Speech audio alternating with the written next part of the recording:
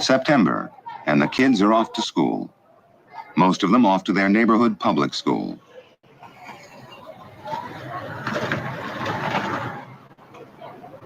But the neighborhoods have changed. Once the public schools truly represented a cross-section of children of varied incomes and backgrounds, today, unwillingly but inevitably, many city schools have become ghetto schools, a concentration of race, poverty, and defeat. You put a school down in the middle of a ghetto, and you're there, goodbye. And then the principal and his staff and the secretaries, they are down in there, and they must then continue what is known as the educational process. The teachers are turned off, somewhat the administrators are turned off, somewhat I'm turned off. What I'm trying to say really, the total picture here, is that nobody can function well and effectively in the ghetto. That everybody in it is overwhelmed by the circumstance and by everybody else in it. And it's a total condition which is pressing in upon us. We've lost them already. These kids are now 14, 15, 16 years old. What we can do with them is nothing more than a holding action.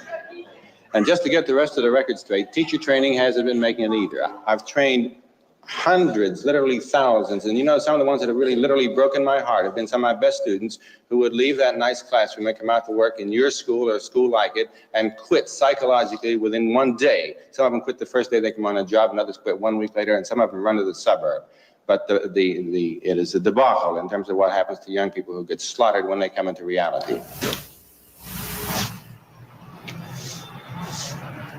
NET Journal presents The Way It Is.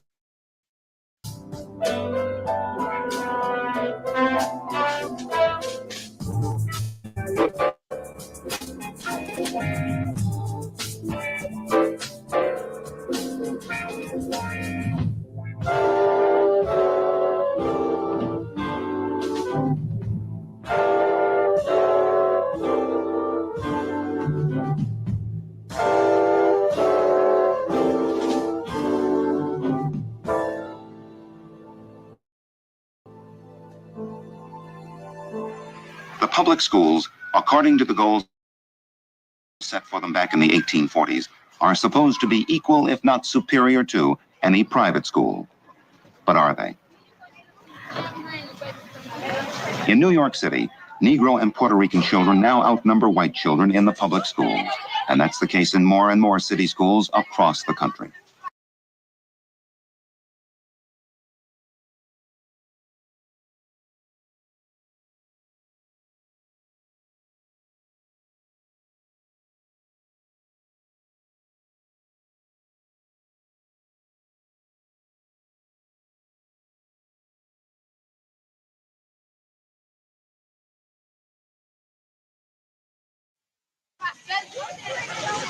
Go! 1,200 students attend Junior High 57, a pleasant ghetto school in Brooklyn's Bedford-Stuyvesant district. 3/4 of the children are Negro, 1/4 are Puerto Rican. There are 12 kind of an education children. This class already 2.5 years behind the national norms. If they actually succeed in finishing high school, they will, by that time, have fallen 5 years behind. Principal Lou Schwartz. It has been true for many, many years. About 10, 12% of our school that is learning on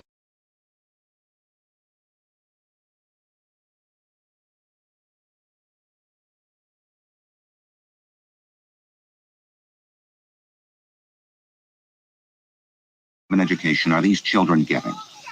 As is typical of ghetto seventh graders, this class enters junior high, already 2.5 years behind the national norms. If they actually succeed in finishing high school, they will, by that time, have fallen 5 years behind.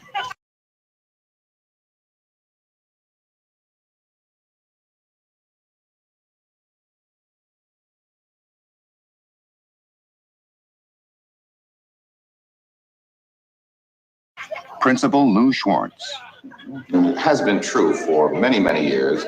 About 10, 12% of our school that is learning on a, what might be termed a fair level and even on a high level. But our basic problem is we've got this 90% of the school which just is not moving ahead. These kids, if we were to meet them anywhere, this 90%, meet them around school, in school, outside of school, they respond and respond well. The question is, something happens to them in the classroom situation, in the school situation, which keeps them from learning.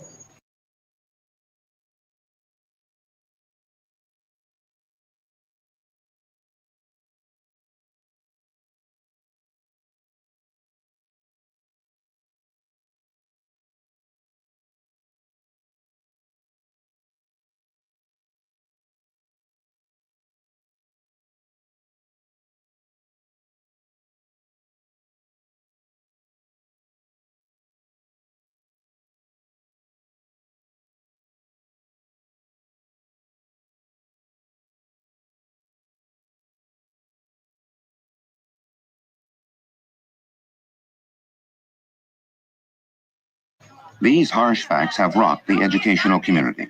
Across the country, university educators are coming down from their ivory towers to find out what has gone wrong. In a unique experiment, Jack Robertson, professor of education at New York University, and his NYU specialists are joining forces with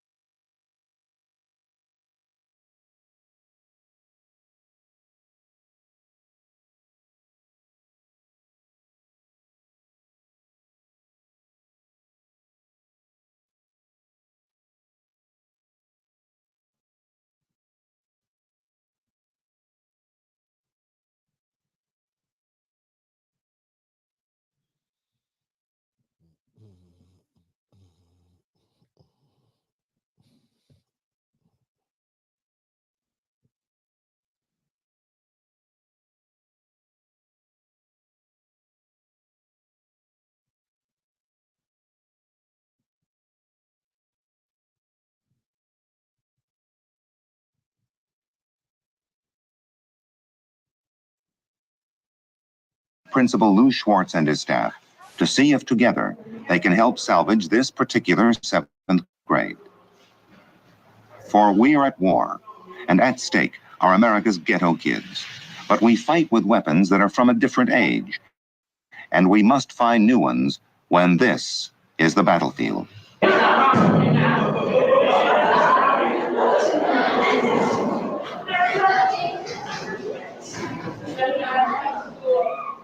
NYU plans to divide the 17 classes of the 7th grade into 6 clusters, each made up of 3 classes that will share the same teachers and an NYU cluster leader.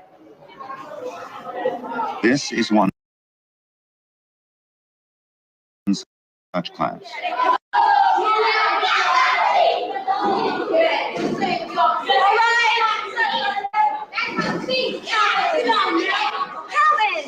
Calvin, Linda, are you going to sit down? You were great this morning. You were so terrific this morning. Level and even on a high level. But our basic problem is we've got this. Others quit 1 week later, and some of them run to the suburb. But it is a debacle in terms of what happens to young people who get slaughtered when they come into reality. NET Journal presents The Way It Is.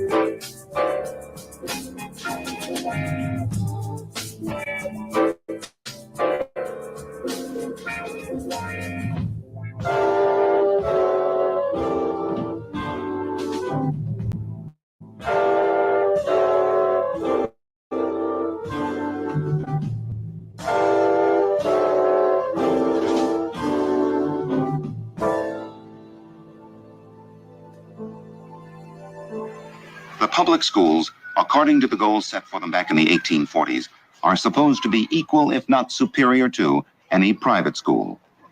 But are they? In New York City, Negro and Puerto Rican children now outnumber white children in the public schools, and that's the case in more and more city schools across the country.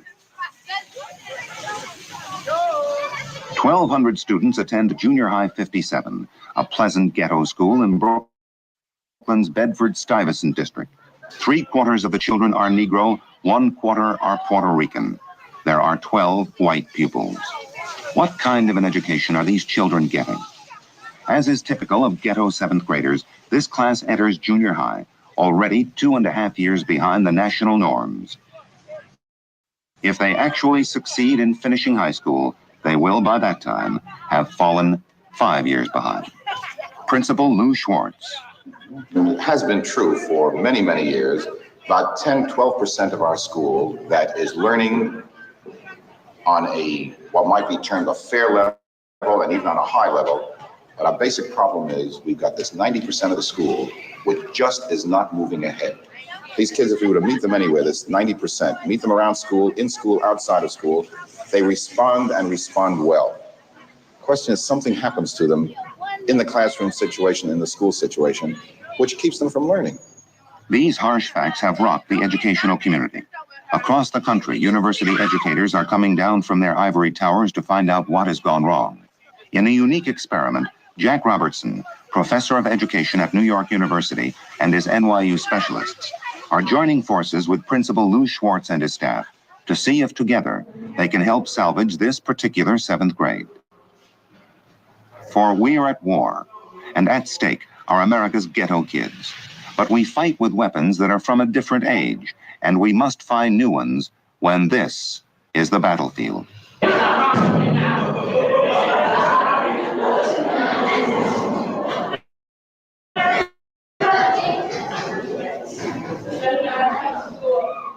NYU plans to divide the 17 classes of the 7th grade. How much does that look like the classes of today in the schools of today, or sound like?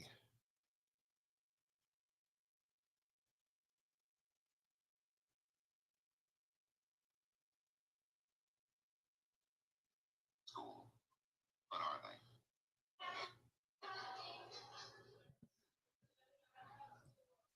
Into 6 clusters, each made up of 3 classes that will share the same teachers and an NYU cluster leader. This is one such class.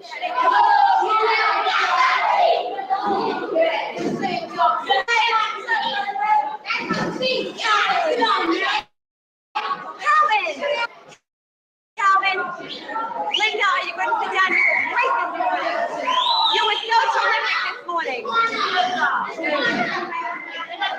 This is class 7-5, and a new teacher at Junior High 57, Freddie Kaminoff, teaches them English. They'll be part of one new cluster. All right. Please get with it. I'm waiting for attention still from everybody. I asked you to do something this morning. We did. Whoa, little buddy's firing up one in the class. This was Brooklyn. That's what they call Brooklyn Zoo for real. A little bit of it, but we didn't finish. I'm going to continue with everybody. Please take out your notebooks and turn to a clean page. If you need paper, then ask me. George?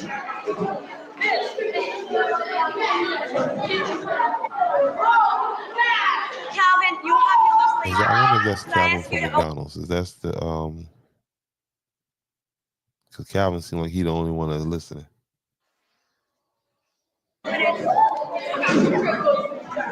You can go before the period ends, but not now. What's the difference between mob,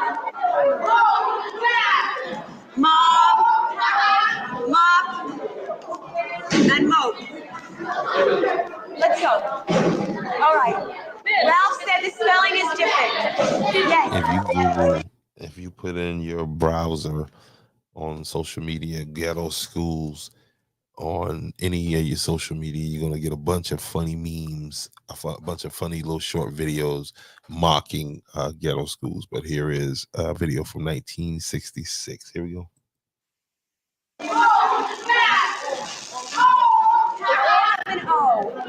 Is the sound really the same? Do these words rhyme? Or if so, which ones rhyme? Who can explain to George what's happening? George?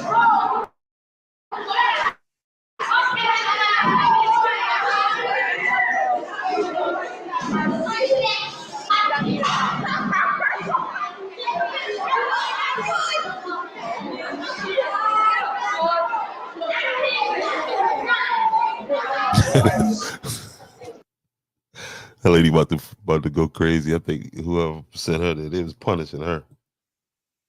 The hallways are a way of life.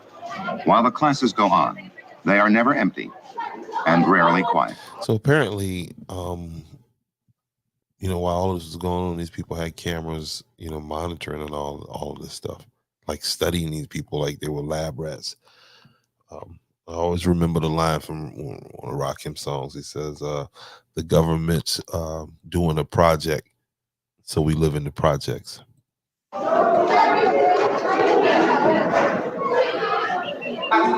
Sit down.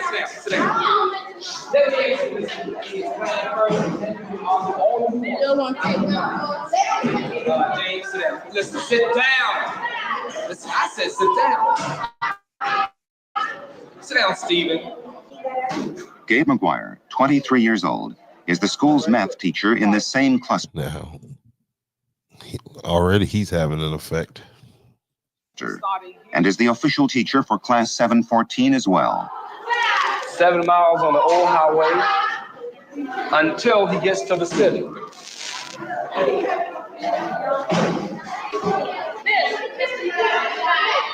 Willie, wait just a second. You keep saying you get the wrong answer. How do you know what the wrong answer?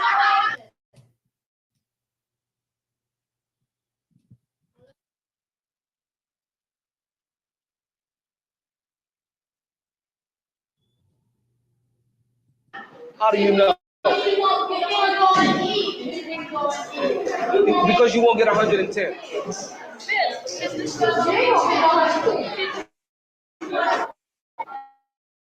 I think one thing that I have common with these kids is the fact that I was from a large family of 8 children.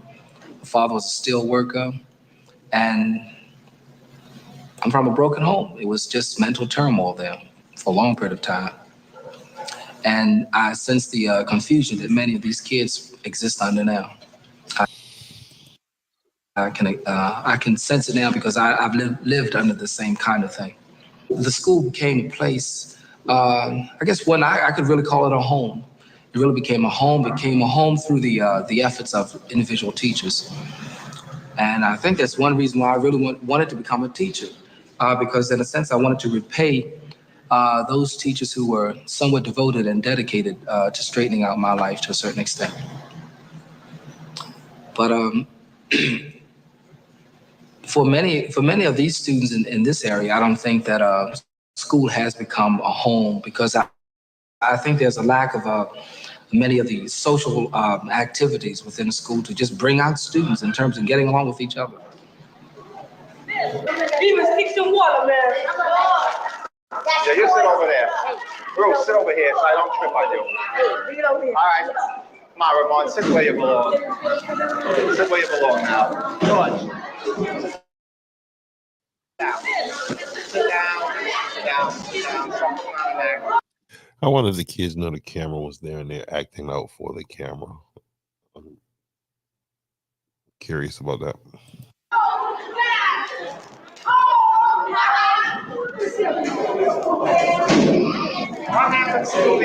Sal Siegel is the school's science teacher for the new cluster and will work with Gay, Freddie, and others to plan new programs together with their NYU cluster leader. Elements. Fine.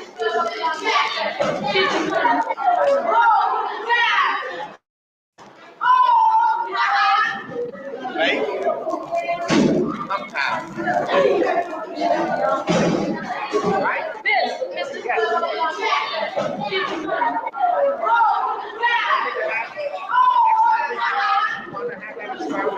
We take the water, we take gas. Lose their property, but we can separate. One thing you could say, the kids that do learn in an environment like that, they are super focused. Then we can get it back again, right? What did we get from the sugar? Can you tell me, Wanda? Where's Wanda? Wanda, tell me what we got from the sugar. What? Into business, making some money. Sal has just become a teacher at 52 years of age. Really, I always wanted to teach. I always felt that I could. I want you guys to pay attention to what Saul has to say here. And again, if you want to watch this video without my commentary, there is a link to it in the description. Make sure you like and share. Teach what I'd like to teach. But I worked in a shop. It was very hard to make the break. Well, I've been a printer all my life.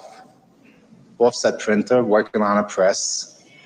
So I've been talking for so many years about becoming a teacher. It was now or never. Since I didn't have any ed courses, and the thought of going back to college to take ed courses was just insurmountable to me.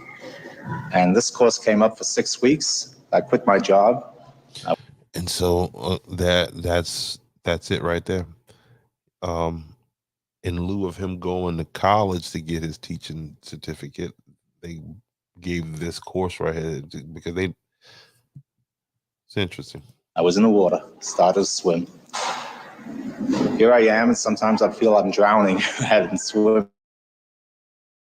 But it's a very interesting experience. I would accept it. I've come from a background similar to the children in this neighborhood, the slum background. Come from a family of 12 children. And I thought, it was all theory at the time, that I would have some common basis with the children in this neighborhood. And I came here, and I think it's true yet, but certainly it's different. Anyway, he says it's true yet. Listen carefully, my people. Interesting what he says. I mean, this is very interesting. Again, coming from 1966. Essentially, a breakdown of what he's saying is that he came into the industry, and like I said, and instead of going to college, he took this opportunity. I guess they said, hey, look, if you go teach here for 6 weeks, we give you your teaching certificate. And just listening to him, you could tell he had no interpersonal relationship with Black people. And he thought, because, you know, he came from a similar background economic wise, he thought, he was under the impression that, okay, he'll be able to connect with these kids and make things happen. And it's just interesting hearing him articulate that. Let's listen. I come from a family of 12 children. And I thought, it was all theory at the time, that I would have some common basis with the children in this neighborhood. And I came here, and I think it's true yet, but certainly it's different, completely different than anything I imagined it would be like. And the adjustment is very difficult as a result, very difficult. But it's a battle, like any other thing that you do in life, you fight for it. And I think that as far as our country is concerned, our city is concerned, and even more selfishly, my family is concerned, the main problem is in areas like this, in schools like this, and it has to be solved one way or another if my kids are going to live in a world where they can have a chance. And that's what they sold it to him as. His answer is very interesting. Because you know, not only was he after the certificate, but they sold it to him as an opportunity to help basically civilize the savages in order for his kids. You know, they to me, and I'm speculating, they gave him a doomsday scenario, like, if you know, if somebody don't do it, these people are gonna, you know, just go crazy everywhere. But anyway, that's just my assessment of what he said. Interesting, sir.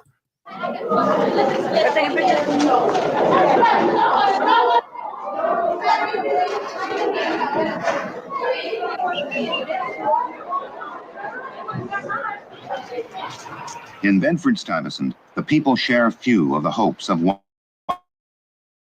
America, and this feeling comes off the streets and into the classrooms of Junior High 57. A recent so that many do not believe that they can really influence their own future. This is the place fact where is, Mike Tyson came from. This is the environment that breeded one of the most dynamic heavyweight champions in boxing history. that less than 50% can expect to graduate from this junior high with a regular. The teachers have been able to reach only a limited They say junior high. few. And the universities have been unable to teach the teachers how to connect with ghetto kids. This is one vital part of what NYU is trying to do now. What I think we have to do and this, all this stuff is part of a bigger thing that I want to eventually talk about. But this whole thing right here, this whole idea of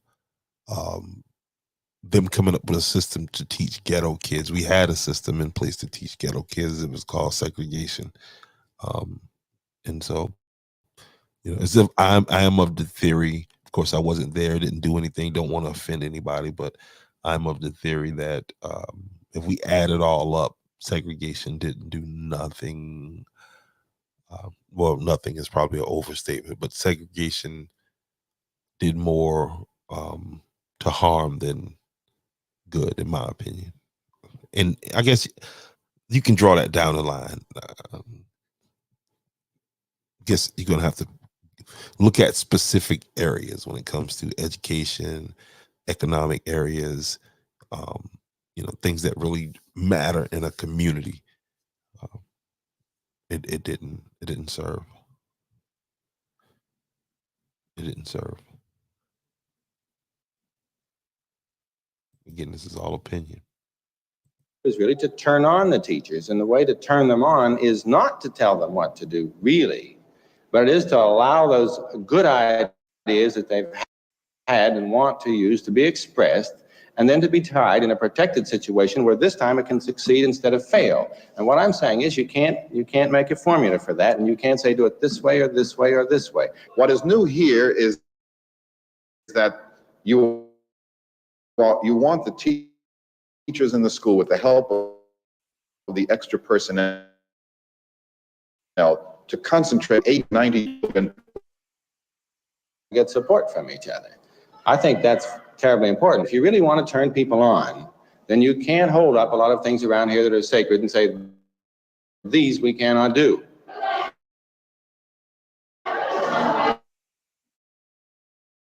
Jack Robertson has advised Thailand, Hawaii, and Puerto Rico.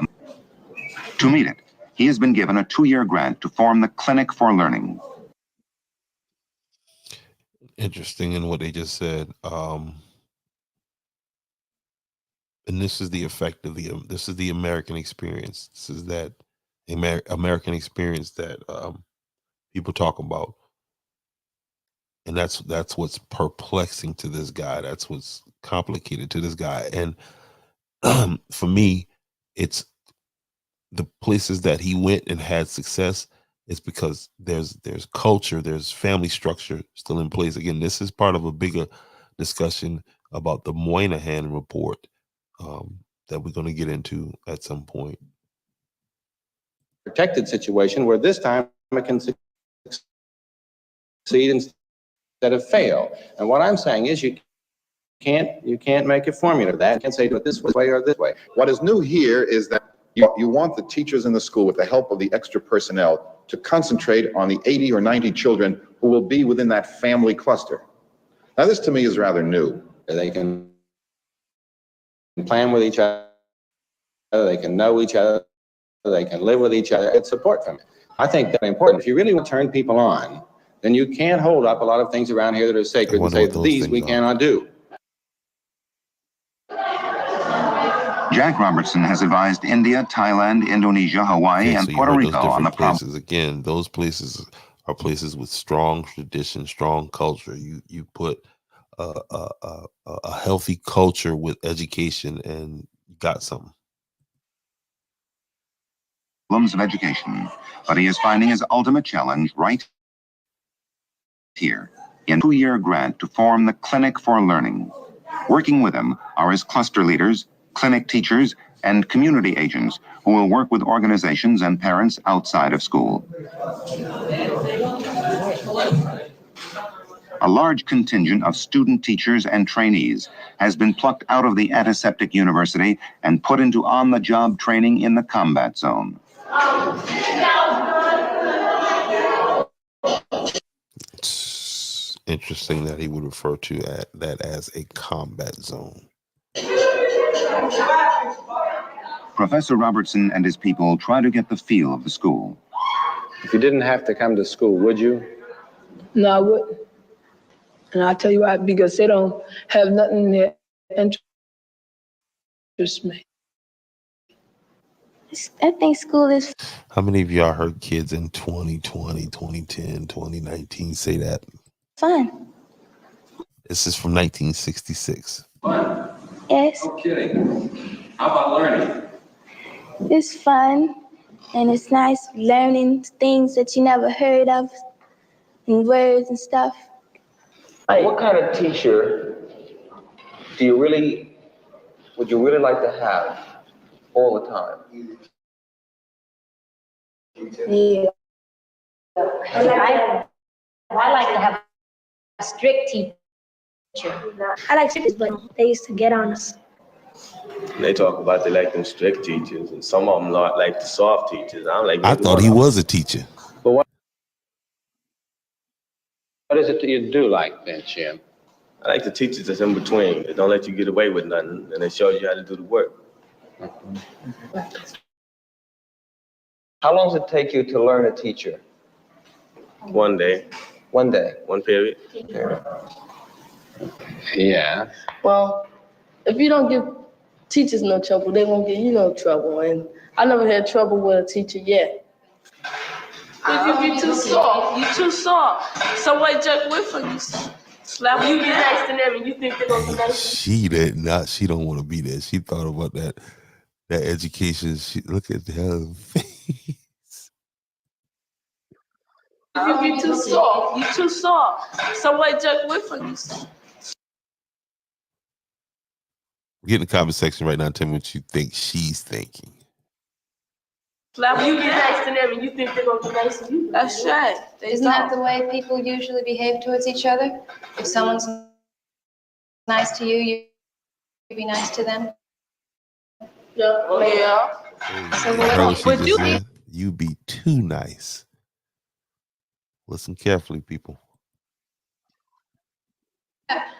You're not the easiest group of boys and girls to You're work not the easiest group of little pickaninnies to work with.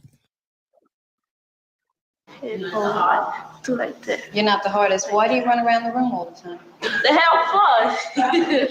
Is you that better do it so you might How am I supposed to stop? What do you mean I let you do it, Norma? Take a ruler and smash one side of his head. Is hitting, Maybe that's is how hitting, those kids process things. This lady is not from that environment. She has no clue what these kids deal with on a day-to-day. Is this the same problem we're dealing with right now in certain situations? Just asking. Just, you know. the way the school should be run? That's the only way. That baby said that's the only way it should be run. Knock upside his head, he don't act right. Knock upside his head, he don't act right. That's what the baby said.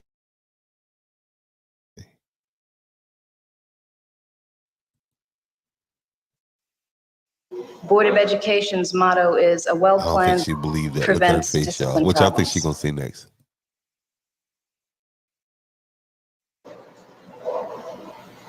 It doesn't. Y'all better wake up. At this point, NYU has been This in is the from school only 1966. Again, the entire video is in the description on Facebook if you want to watch it without my commentary. But we are watching a video from 1966. This is called Ghetto Schools. It's a special report from 1966. And this is a group from NYU that's came in to study these kids and they're, here we go. 2 weeks. But they have already learned that theory and reality don't always mesh. Yes, The sir. six cluster Say that again, sir. I'm sorry. Let me back that up. Let him say that again. Smash one side of his head. Is hitting the way the school should be run? That's the only way. The Board of Education's motto is a well-planned lesson prevents discipline problems. It doesn't. At this point, NYU has been in the school only 2 weeks. But they ready to quit. They smoking cigarettes. Look at my man Ty. He like, I'm ready to get back home to Long Island. I can't believe I'm down here in Brooklyn. They have already learned that theory and reality don't always mesh. The 6 cluster leaders are all highly trained in the teaching of disadvantaged children. But teaching them together on their home ground in a ghetto classroom 5 days a week is something else again. And I apologize. I got to run that back again because I talked over the most important part of what I wanted you guys to hear. It's not this lady, admitting she's not cut out to be a teacher in the ghetto. What it is I want you to hear the reality that they came to about theory, with what they got going on in them books and what's really happening. Children, but teaching them together on their home ground in a ghetto classroom 5 days a week is something else again. I throw my hair out to the beat. Like 11 students with 2 teachers, and we were sitting in a courtroom scene watching a dope addiction case. We were walking through markets. We were going into churches, and we couldn't control this 11 group. 11 slave teachers. My whole role now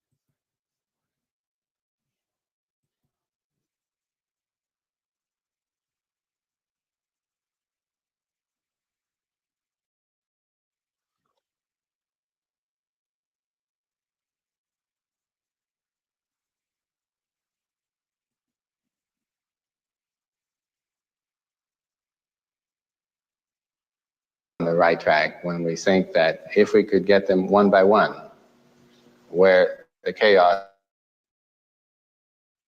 departs because it's some single person and some single G. Well, they couldn't I don't pronounce know the where it word cut off T-O. at, but I think this is about where it was. And these guys are just lamenting about their experience with these kids, and it's what the leader of the group says is, again, very interesting. And listen carefully.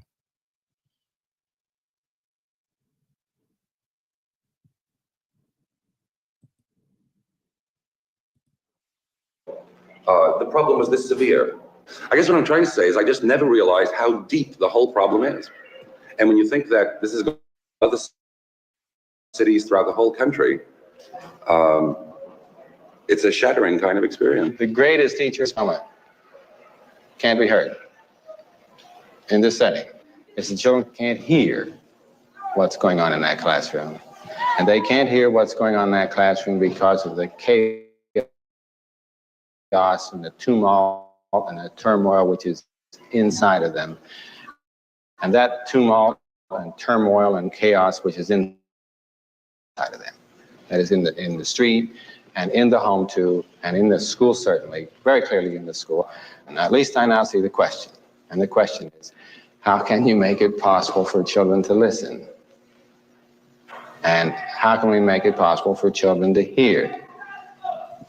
And I on the right track when we think that if we could get them one by one, where the chaos departs because it's some single person and some single thing that they can hear.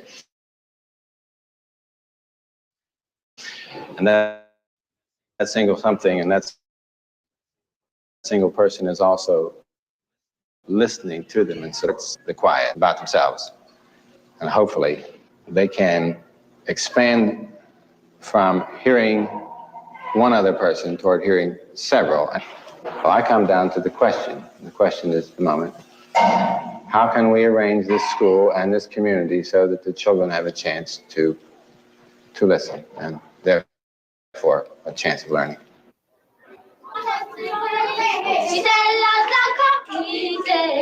It's a game of give and take. How long must I wait? How much more can I take before loneliness?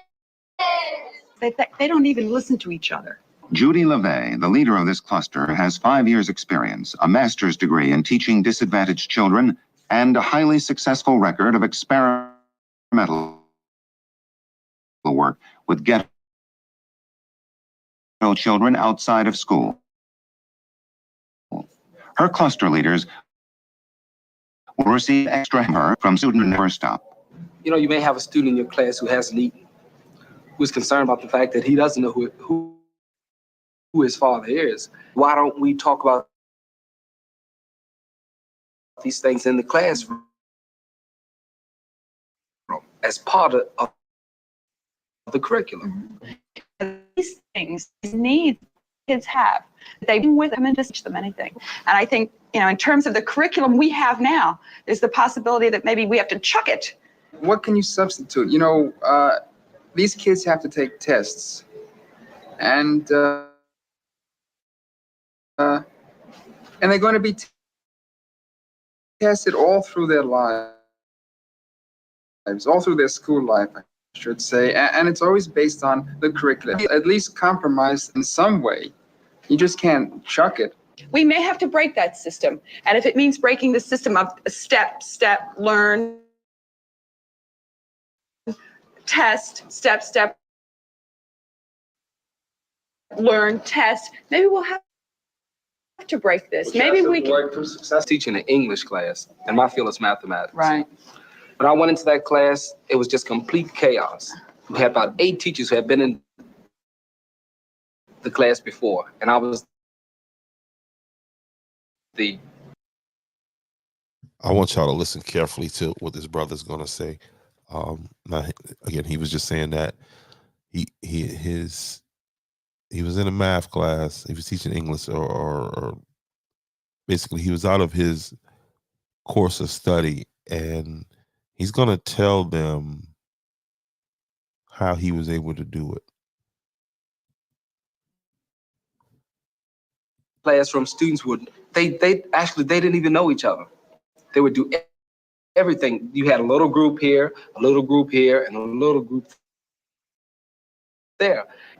I mean, this the class before, and I was the, let's say, 9th or the 8th teacher. I don't remember. What did you do?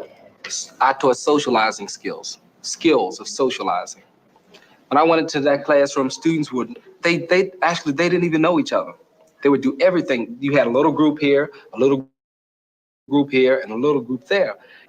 I had kids who would constantly fight back at each other.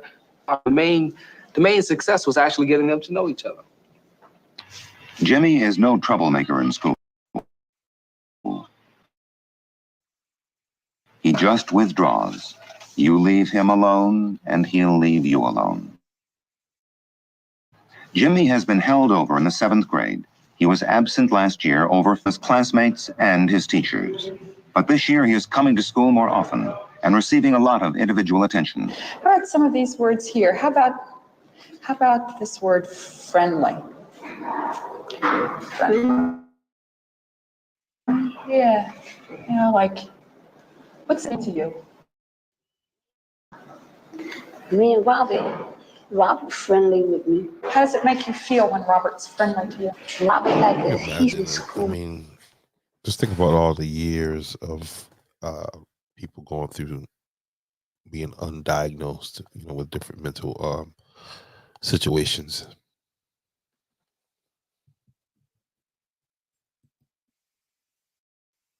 Messing with me.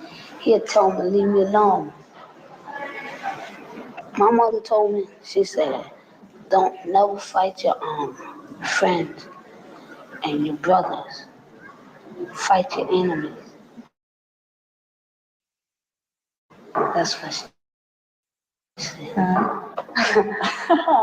Does your mother get like And then my mother told me, she said, what you get out of not coming to school? You be cold out there, you be hungry and whatnot. Do you believe that? Yeah. and this is 66. Andrews didn't integrate until like 72. So this is what the young brothers and sisters were subjected to in the ghetto schools in New York City. This is Bedford-Stuyvesant, 1966. I was hungry a lot of times out there. Yeah? Yeah. So when you come to school, you get something to eat? Yeah. Yeah, she tried to play him just now. She was trying to figure out if he was hungry. She's studying him. That's what she's doing. She's trying to, you know, she's studying, trying to figure out what his triggers are, what's causing him to be the way he is. Learn. And at 3 o'clock, I go get the girls in class. 30 months is equal to how many years? 2.5 months. 2.5 years.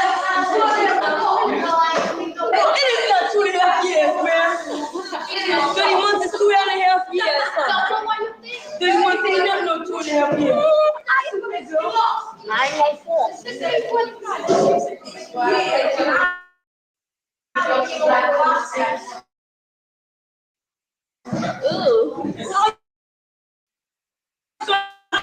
Yes.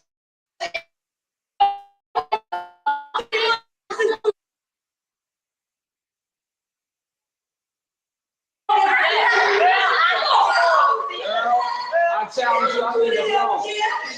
It's 2 years, right? That's 2 years. How much time? 6, right? I told you I'm right.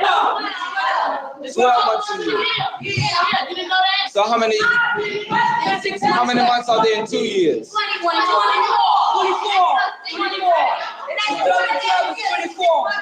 Okay, I agree with you. You wrong. You went out and you said 2 years.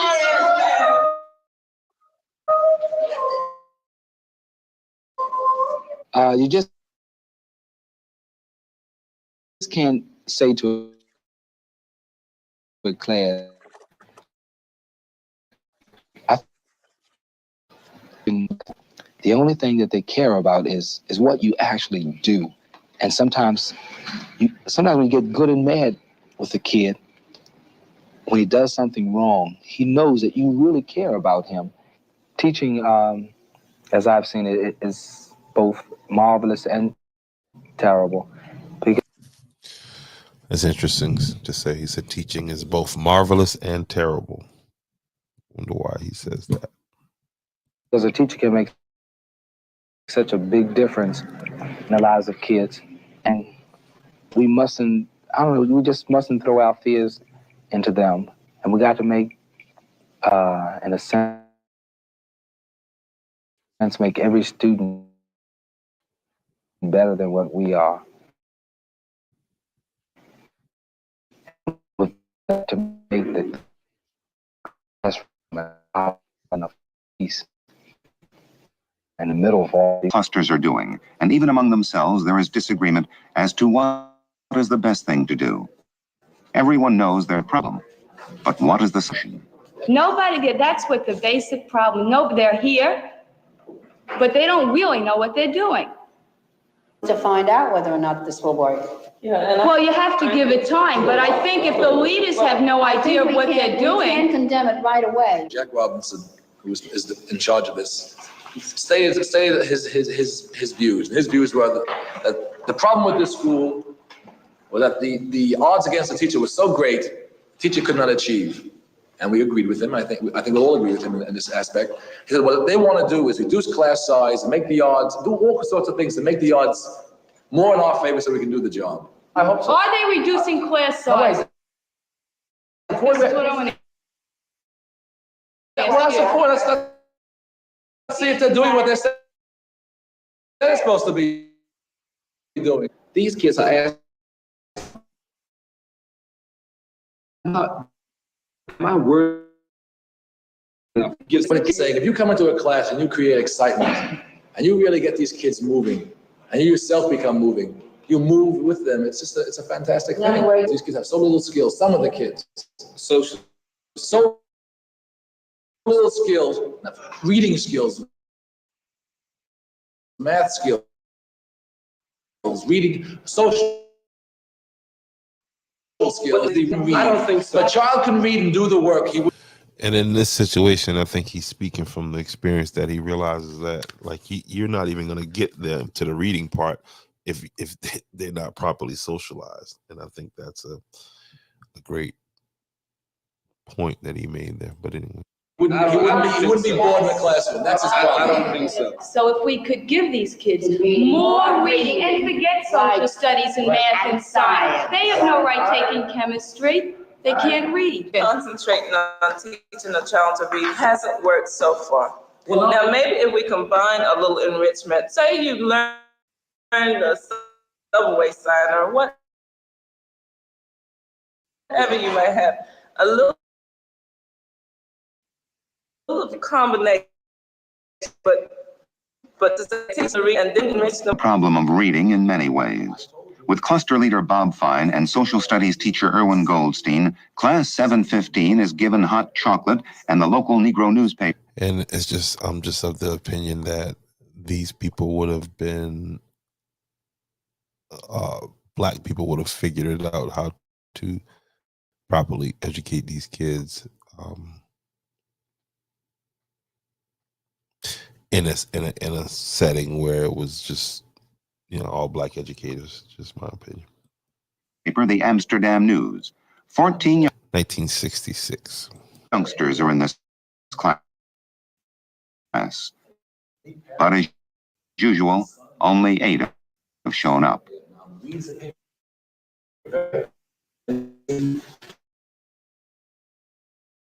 With 2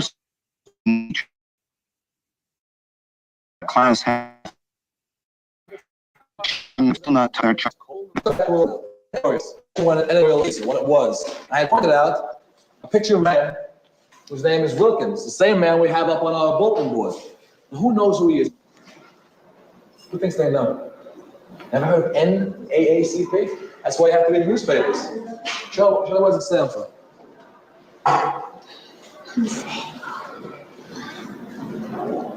Huh?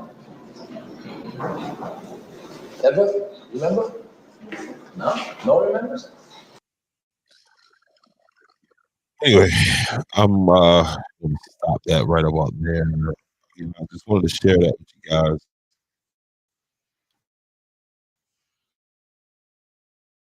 The full video is in the description box. My internet is tripping right now.